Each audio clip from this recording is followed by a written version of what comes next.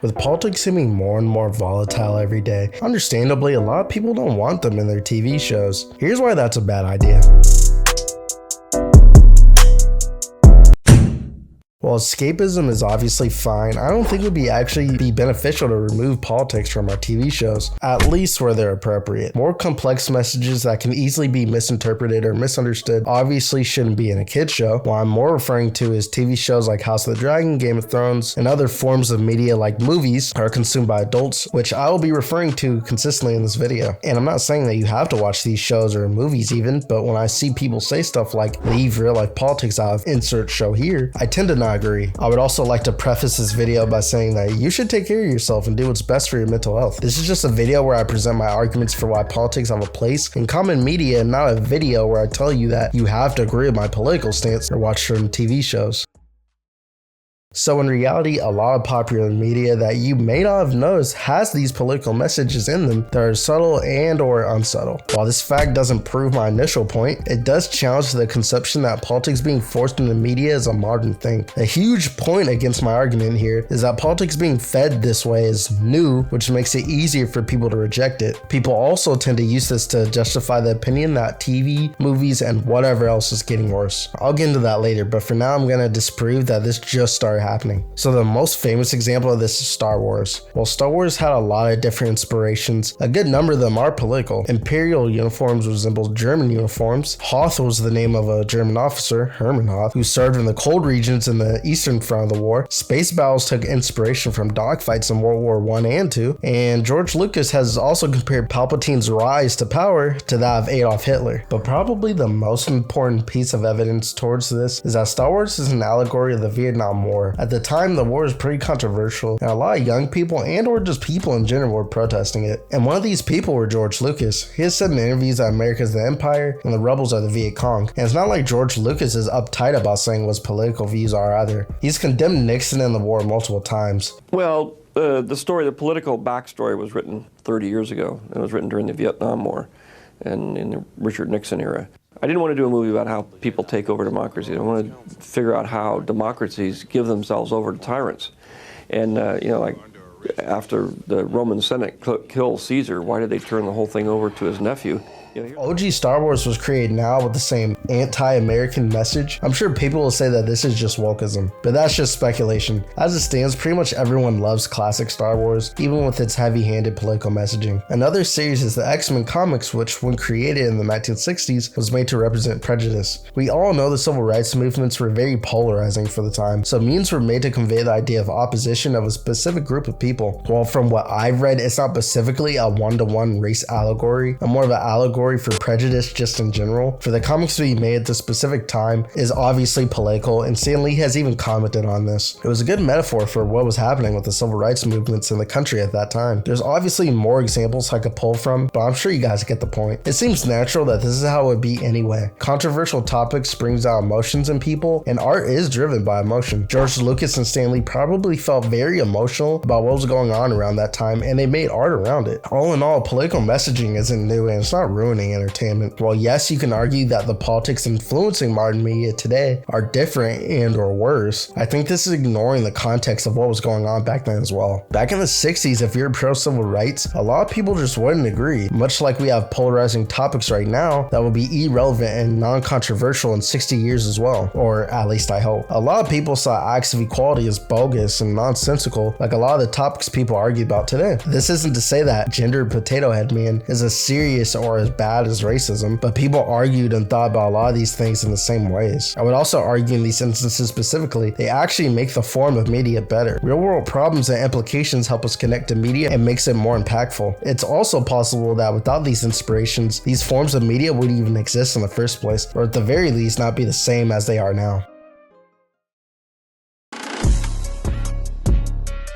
So unfortunately, we have to get messy here. This video hasn't really addressed wokeism or the left versus right culture war or whatever you want to call it, simply because it's stupid. This isn't me being apolitical or saying politics is pointless, but if you say a show is bad because it's woke, then I don't know what to tell you. Just because you don't like a show's political messaging doesn't mean that's bad, obviously. These things don't determine the quality of a show. Things like writing, acting, and characters do. This is more like tribalism than anything else. I'll give an example. In House of the Dragon, months before the show aired even, people called it woke trash. Some of it was because of the emphasis on female characters, but a lot of it was because they changed the skin color of Valerians. People were literally saying the show was terrible and they weren't going to watch it before it even came out because of a fictional character's race being swapped, which you could argue that it makes sense for the show and distinguishes characters and houses apart from each other, like when they changed Rhaenys hair from white to black to make it obvious she's Targaryen, but that's probably for a whole nother video. While yes, I understand race swapping in itself is pretty controversial, and I know people are going to bring up what if the roles were reversed. The thing is that this is non-consequential. It has no real life implications. You can easily just ignore this, and in some ways it even adds to the story later when Rhae has kids. Even though House of the Dragon's narrative and acting was good enough to make these people the minority when it comes to what people thought of the show's quality, I would bet that if the show had bad writing, then these same people would just blame it on the show being woke and try to dunk on it for views. This isn't indicative of any real criticism or wanting the show to get better, but more so just virtue signaling for self-benefit. Anything can be categorized as woke, but yet still have good writing and overall just be a good show in general, and House of Dragons is an example of that. Something else I forgot about was people getting mad when Parasite won Best Picture, and they claimed that Hollywood was going woke, although Parasite had great reviews and overall people considered it to be a great movie. This just adds more to the fact that woke doesn't mean anything anymore. Another reason why I have to address this is because it's the source of a lot of people's political burnout nowadays. They're tired of hearing left and right buzzwords for everything they interact with, so they demonize politics or restrict it to not in my shows, when like I said earlier, they've already been there to begin with. But this probably isn't the view one should have with politics at all. Simple terms and ideas to define politics a lot of the time are just wrong. Saying something is either liberal or conservative isn't reflective of the multiple different ideologies and beliefs that actually do exist. Just like how plotting yourself on a graph by answering arbitrary questions doesn't necessarily pin down where your beliefs are. These things aren't binaries, and they're a lot more gray than people would want to believe, which is the root reason why calling something woke doesn't mean anything. Not to mention that narrowing down someone's view on politics to either left or right leads to an us versus them mentality, which like I said earlier is just tribalism, which usually isn't good for any form of critical thinking. A lot of people are just grifters. They make things explicitly political when they aren't to gain money from the attention that follows. This is properly coined as just fake outrage. Why else do you think people hopped on the House of the Dragon bandwagon to call the show garbage? And beyond just that, they exaggerate their reactions and how other people perceive things as well.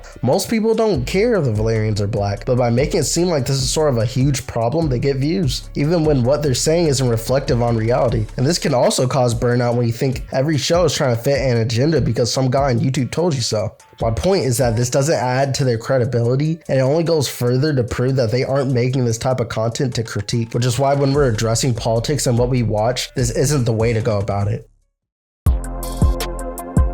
Throughout this video, we've discussed misconceptions about politics and media and how people get political burnout in the first place. It's also important to note that left and right buzzwords aren't real criticisms of media or TV shows. But in this section, I'm going to explain the actual benefits of politics in TV and movies. As we know, discourse is extremely important, and generating it in ethical ways is usually pretty productive. Generally, the more people talk about something, the easier it is to come to rational conclusions around those things, at least compared to before when less people were talking about said things. It would also be fair to assume that when more people join in and talk about something, that we can get a better understanding from the different perspectives on the matter. And in terms of politics, it's probably most important here to talk things out with as most people as possible so we can come to rationality. Let's look at some examples of this. Well, I'm gonna go to House of the Dragon again. While the show isn't pushing home any political point super explicitly, there are undertones about prejudice and sexism in the show that has definitely got people talking. I believe the main reason why the side of the Greens, for example, are framed negatively in the show is because they side with the patriarchy. One of their strongest reasons as to why Rhae can't rule is because she's a woman. While not obvious, this acts as the question of should we support sexism even if it may seem rational to do so in the current situation. Remember, in the eyes of the Greens, if Rhae rules, that could cause chaos and war because the people of Westeros don't want her to. This is pretty subtle though, but at least for room of discussion. Is it okay to root for people whose goals are rooted in bigotry or prejudice? How should we apply real world ethics and morals to the past or even fictional realities? Should we tolerate violence and opposition if it goes against ideas of sexism or any other form of prejudice? These are all valid questions to ask, and ones that I've tried to answer on my channel already, and I've already generated some pretty good discourse around it. Game of Thrones is another example as well. The cutthroat politics can help us reflect on what we see in real life. Lying, manipulation, deceitfulness. Even if the show doesn't directly ask these questions, it's still very easy to compare the dilemmas to reality. And I see this as pretty beneficial. With the cultural size that Game of Thrones had, there's definitely no question that people ponder the questions the show subtly brings up. The next point I'm going to bring up is that awareness awareness is important, just like having discussions is. If you don't know about something, then how can you talk about it? Although I will note that obviously you can't be aware of everything, and this is a way people get burnt out as well. But this still doesn't mean that we should never have awareness in our media in the first place. I think advocacy for awareness on a subject is most beneficial and it helps stop the burnout we've been talking about earlier, but loud advocacy has its places too. Some of you, I'm sure, might say that awareness is ineffective or even harmful, and I agree to an extent. In many instances, people being aware of something doesn't change their behavior, like those emails on your phone. And in other instances, they can even backfire and cause harm. For example, there's a theory called the backfire effect. Imagine you're arguing with someone and you bring up the facts of the argument, which support your opinion, but the person you're arguing with just digs their heels in further. This could be because once the person hears the correction, they instinctually try even harder to prove their point, and in the process of doing that, they can come up with even more arguments for their belief, making them more confident in it. Another problem for awareness is that there are instances where teens actually did end up smoking more because of anti-smoking awareness campaigns. The reason why is because once teens see these campaigns, it can lead them to believe that more teens are smoking than they really are. And since teens have more of a want to fit in, this leads them to smoke anyway. While I do agree with these criticisms somewhat, cherry-picking instances where awareness doesn't work isn't really a good critique. In many more instances, awareness coupled with calls of action actually do tend to work, even in those smoking campaigns. Generally, these ads do work, mostly when they're, like I said, call to actions and some emotional impact is involved. Reviews of the effects of anti-smoking advertising have concluded that advertisements that evoke strong emotional responses through negative visual imagery or personal stories about the health effects of smoking can increase attention, generate greater recall and appeal, and influence smoking beliefs and intentions. And if anti-smoking awareness ads can work, that TV shows which people actually want to watch, unlike ads, would have some effect on behavior as well. I think the only thing left for me to argue against here is the Anita Sarkeesian debate topic. Why I don't believe kids who play GTA are bound to be school shooters, or if you listen to drill music, you're gonna rob a bank or anything crazy like that, obviously. But to act as if media doesn't sway public opinion or inflict change would just be foolish. For example, Jaws was able to change the general perception of sharks, when sharks don't even really like eating humans. We all know that people who live most of their lives online can become distant from reality, and we know that the type of stuff that you watch can change your personality and even your identity. Of course, this is all in favor of awareness actually having some form of impact from our TV shows and movies, even if it's a small one. In reality, awareness can definitely be a tool for good if used properly, especially when it comes to politics, and it definitely seems to be effective. This is probably a good time to move on to the next point, which is politics in TV and movies specifically can help people break out of echo chambers about their beliefs.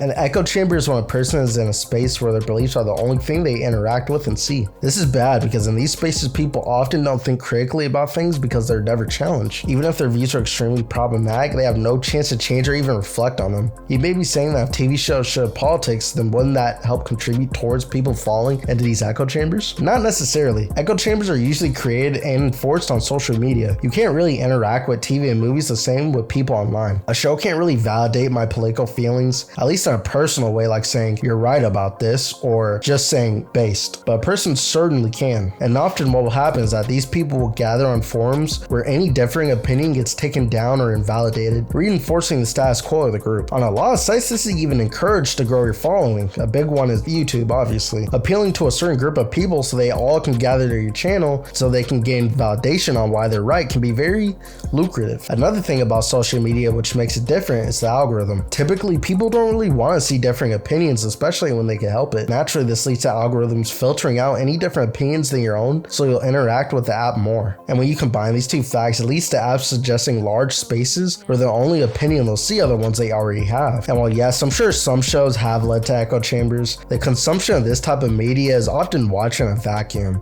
especially since streaming services are more likely to recommend your movies or TV shows that are just in that genre, and not movies or TV shows with specific political leanings. If you ever heard of the alt-right pipeline, which details how normal people become far right, then you'll see that most of it is through some form of social media. But whether you believe in that or not, it's pretty easy to identify where most of these echo chambers are coming from anyway. TV shows and movies have the potential to breach these echo chambers by them usually not explicitly being labeled politically. It's also harder for streaming services like Netflix and HBO to handpick shows because there's just less of them. Chances are that if a show or movie is popular, you're gonna see it on the front page no matter its political standings or what you've watched before, which makes it more likely for politically biased people to hear different kinds of messaging this way. Conveniently, this segues into the next positives for politics and TV, satire. A lot of good traditional media is just political satire. No one thinks satire is useless, and one of the places where satire is used the most is in politics. Using irony or humor to prove a point isn't new, and especially in TV. The first example that comes to mind is the Colbert Report. Besides just being funny, the ability to make certain beliefs seem completely illogical and crazy, but in a charismatic way, is extremely valuable and useful in getting people to change their opinions, and that aligns with my last point. Without politics being in our TV, the Colbert Report doesn't exist. But there is a problem here we have to address still. Shows like the Colbert Report are specifically designed to have politics in them, and therefore they don't have to deal with the escapism problem. Generally, it's considered fine to have political messaging in shows like this because when you tune in, you're agreeing to it. Whereas in common TV, having political messaging can be seen as bad because you're trying to force a message on people who are trying to escape from the real world. Think of Star Wars The Last Jedi, for example. And for the most part, this is valid criticism. Like I said at the start of the video, some politics just can't be in every form of media, especially if it makes that form of media worse. And wanting to take a break from real world events is definitely necessary. But wanting to take politics out of every movie or popular TV show isn't necessary either. We can have both. For example, not every TV show or movie has to make you aware of mental health and or drug use, but shows like Euphoria are still necessary for advocating for mental health awareness, even if it's just labeled as a teen drama. Once again, the depiction of mental health in media can get its own video as well, but it seems like generally Euphoria does a good job of this from what I've seen. Taking politics out of all our TV shows would help perpetuate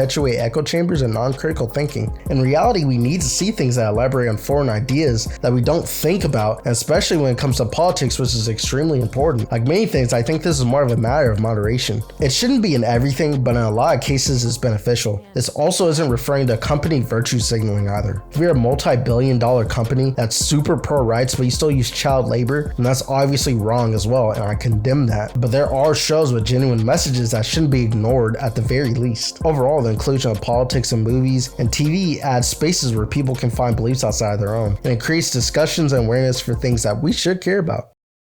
A good thing to remember is that news sites mostly report negative things for views and clicks. Same thing with social media sites. Yeah, sure, the world can obviously be a bad place, but that's just a perception. Most of the time it's just good or neutral. These terrible things you see on TV are hand-picked every day so you would click. I think that reflects more on the people who fear-monger and grift rather than the world itself. But of course, I implore you to take care of your mental health and do what's best for you. And that's coming from someone who struggled with mental health problems in the past. If you like this video, then subscribe. I assume that if you made it this far, you probably like me or my content at least, so you might as well join my growing community. I plan on posting more videos like this specifically, so until then, watch these other videos. See you.